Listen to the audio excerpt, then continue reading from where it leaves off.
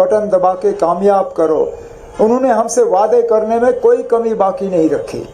उन्होंने उस वक्त गली गली जगह जगह ये कहा कि अगर हमारी तरक्की में कोई रुकावट है वो 370 है, अगर यहाँ अमन में कोई रुकावट है वो 370 है, अगर बच्चों के रोजगार में कोई रुकावट है वो 370 है, अगर तालीम या साफ पीने का पानी या बिजली में कोई रुकावट है वो 370 है। और 370 हटते ही यहाँ तमाम मुतालबे और मुश्किलात जो हैं वो हल हो जाएंगे।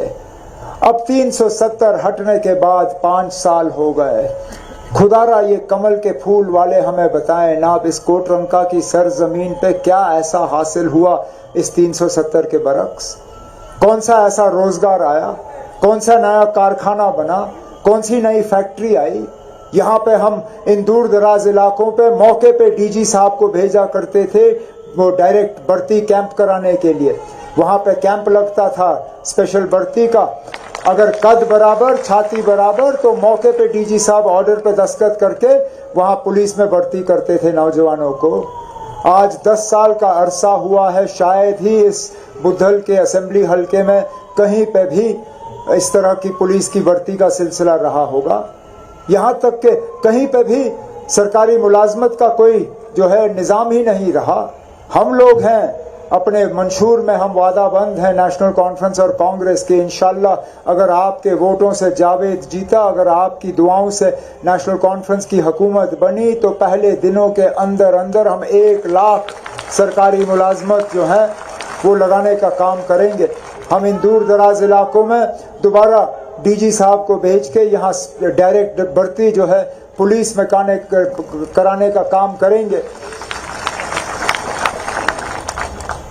मैंने चलिए ज़्यादा कुछ नहीं किया अपनी हुकूमत के दौरान, लेकिन कम से कम बुद्धल के लिए मैंने तहसील का ऐलान तो किया था, उस पर दस्तखत भी किए, हमने उसको अमली जामा पहनाने की कोशिश की। हमारी हुकूमत रही नहीं, कई वजूहात के बुनियाद पे 2014 में हम इलेक्शन हार गए।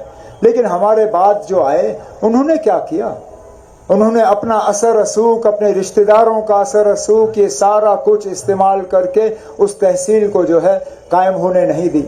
मैं आपको यकीन दिलाता हूं कि इंशाल्लाह हमारी हुकूमत बनी, जावेद आपका यहाँ से चुना हुआ नुमाइंदा होगा, हम उस तहसील के ऑर्डर को दोबारा जिंदा कर देंगे। जिस तरह जावेद ने अपनी तकरीर में कहा, यहाँ बुद्धल से शुपैया की सड़क की बात की जाती है। हैरान होता हूं मैं इस बात से कि जो आज बीजेपी का उम्मीदवार है उसने अभी तक फिलहाल इसमें कोई काम शुरू क्यों नहीं किया? क्योंकि पिछले 10 साल से कहीं ना कहीं तो उसकी तार दिल्ली से जुड़ी हुई रही, कहीं ना कहीं तो उसका रिश्ता मरकज की हुकूमत के साथ रहा। हम बार बार बीजेपी वालों से ये डबल इंजन सरकार की बात सुनते हैं कि जहां डबल इंजन होगा वहां बड़ी तरक्की होगी। डबल इंजन इनका मतलब ये कि वजीर आजम भी उनका तो वजीर आला भी उनका। लेकिन जम्मू कश्मीर में हमें इनका डबल इंजन सरकार देखे हुए अब 10 साल हो गए। 10 साल डबल इंजन का हमें तजुर्बा रहा है। 2014 के इंतखाबात के बाद अल्लाह मगफिरत करे उन्हें मुफ्ती मोहम्मद सैयद साहब, वो मोदी साहब के साथ मिलके वो डबल इंजन। 2016 में जब मुफ्ती साहब वफात पा गए और महबूबा मुफ्ती साहिबा वजीर आला बनी, वो भी डबल इंजन।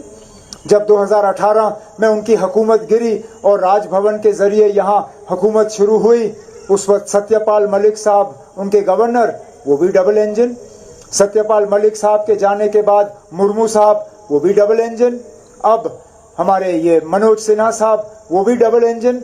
हमने 5 इनके डबल इंजन देखे ना। अब इन 5 डबल इंजन के बाद भी यहाँ कोई आपका मुतालबा हल नहीं हुआ। उस सड़क का डीपीआर तक नहीं बना। और वो आज बात हमारे रोड्स के मिनिस्टर साहब ने तस्लीम किया। यहीं पे आके उसने कहा कि हमारे पास ऐसा कोई प्रपोजल ही नहीं है, हमसे किसी ने इसके बारे में बात ही नहीं की। अरे जनाब बीजेपी के उम्मीदवार साहब, आप 10 साल तक कर क्या रहे थे?